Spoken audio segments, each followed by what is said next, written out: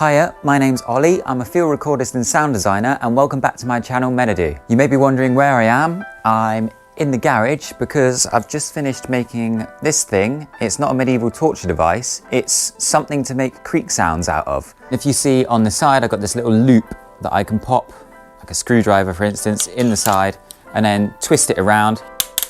I'm going to show you how I made this, and then we're going to try and do some recordings with it and a little bit of sound design as well. Let's get into the build process now.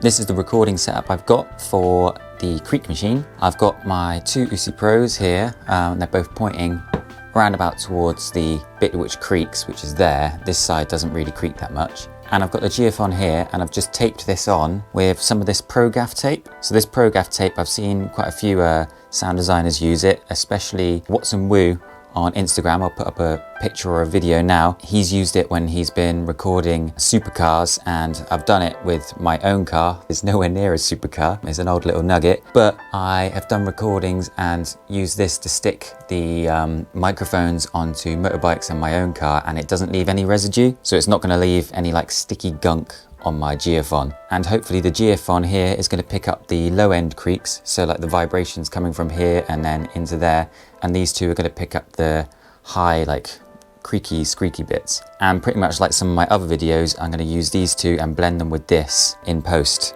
so it's a nice big fuller sound.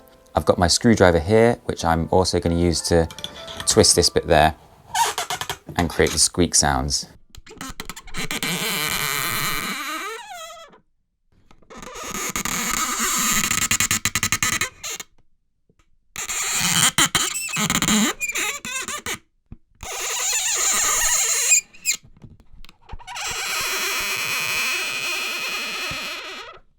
After recording all those sounds, I brought them into Cubase and done some editing. I've basically done what I've done on the other videos, where I've taken the geophone and the UC Pros and blended them together. So the geophone has the nice low end part of the recording, and then the UCs are picking up all the top frequencies. I bounced those ones out and then brought them into this session where I started doing some sound design stuff. So the first sounds I started doing, if I turn these inserts off, you can hear what I've done. So I've got the first edit of the recordings along this top one, and then underneath I've duplicated it and pitch shifted it. So on Cubase, you have to hold shift, right click, go to processes, and then down to pitch shift. And it's basically just pitch shifted down an octave.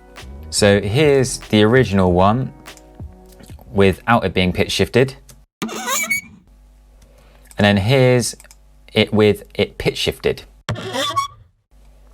And I blended those two together, so I had this one down a little bit in volume. And it was basically just to make it a bit more beefy. So here's a couple of other variations of that.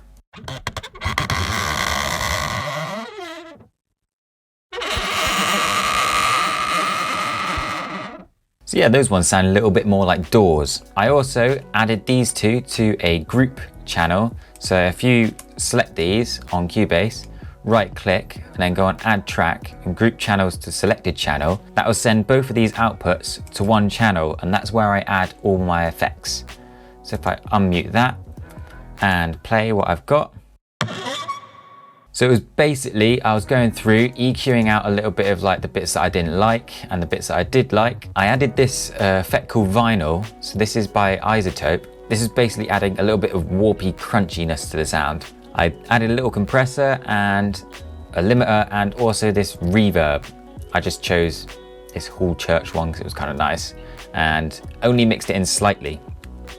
And that was pretty much it for this first sound. So you can stop there with the sound design and use that for like a creepy, weird horror signature in like a trailer sound. But I thought I'd take it a little bit further and start processing it a little bit more. And with these weird, funky sort of horror sounds, I find personally, it's mainly in the source that I record. So if I record something which already sounds weird and creepy, it's just accentuating the weird and creepy vibe from it. So let me show you what I've done with some more sound design. So I took this bounce. So it's these two mixed together. I took this bounce and brought it into a sampler. So it's the sound from the simple Creak and just brought into this sampler.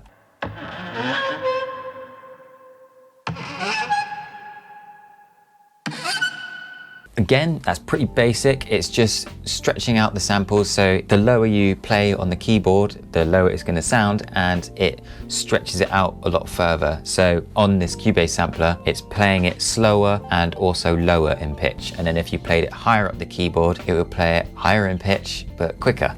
So I'll quickly demonstrate that now.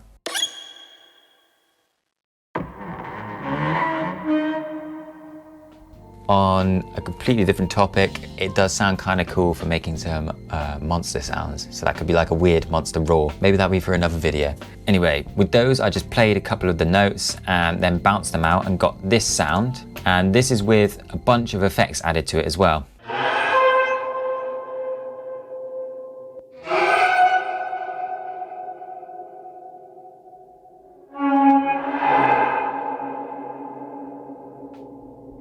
So I started playing around with the sounds a little bit more, added Isotope Trash and just played around with the mix on this effect, bang on the hollow. Thought it sounded kind of cool and crunchy. It was a little bit like putting it through an amplifier. Bit crushed it a little bit, not too much. Added a low cut just because it was getting a little bit more low frequencies, seeing as I pitched it down so much. I also added some stereo delay. This was just to make it a bit wider. Added this FX modulator again. So I used this in a previous video in my water sound design one. And it's pretty much just doing weird effects for me, taking what I've got and putting it through as just a weird modulator thing.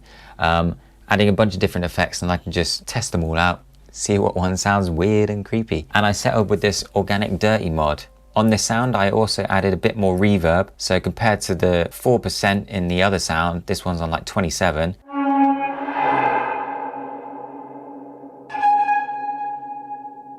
And I added a little bit more extra spice to this. I recorded myself doing some screams and also getting my girlfriend to do some screams. You have to warn people you're doing it first. Don't just do it randomly with a mate or by yourself because people will get worried. So let everyone know that you're going to do screaming because you don't want to scare anyone and get anyone phoning the police on you. Anyway, this is what it sounded like. So I added the same effects that I used on the Creak to the scream. So if I play the scream now, it sort of fitted in with this one quite nicely because it was quite high. And if I take all the effects off, you can hear what it sounded like, just dry. And then here's with all the effects.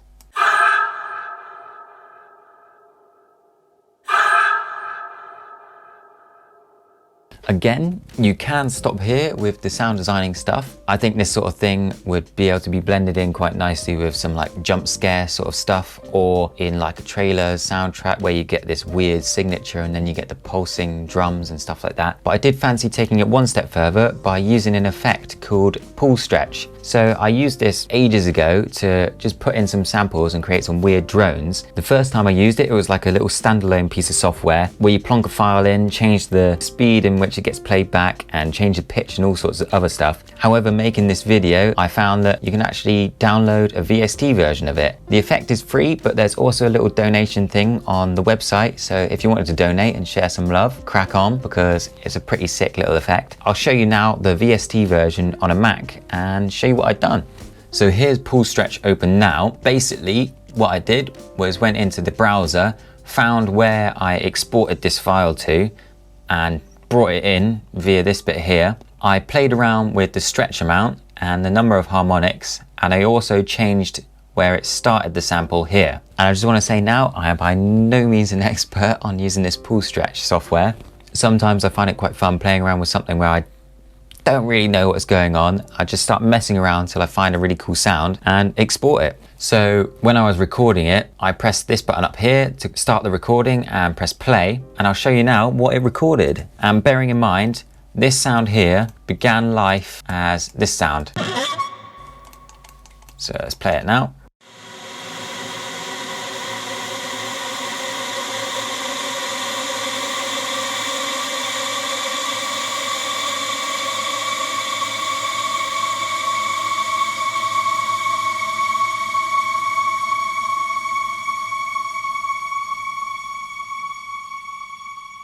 Really weird sort of sounds. I watched 2001: A Space Odyssey the other day, and that's just reminded me kind of it, but it's given me the same kind of vibe, like a weird, creepy, uncanny horror vibe. But yeah, that is just taken from that other sound that I showed you. And then with this sound here, I did take it another step further and put it into the sampler again and played it like it was a synthesizer.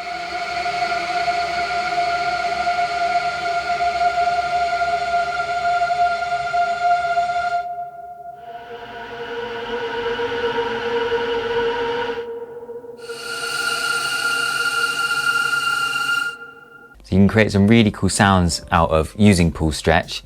You can pop any sound that you like into it and create some awesome like drones and atmoses. And for me, this would be quite a nice Atmos bed in some sort of weird, creepy scene in like a funky asylum or something like that, where you're just trying to set the tone of the vibe. You don't want it feeling happy, of course, if it's a horror.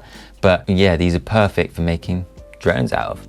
And that was pretty much it for all of these little bits of sound design. That's where I got to. I just took it further and further just because I wanted to have a little play around. You shouldn't be scared about just using the first sort of creak sound with a little bit of reverb, because that's already kind of perfect for some horror jump scares. And just build that out with layers with different screams and other weird hits or metal creaks and other stuff, because you can create some awesome sounds out of that. So that's pretty much it for this video. I hope you enjoyed it.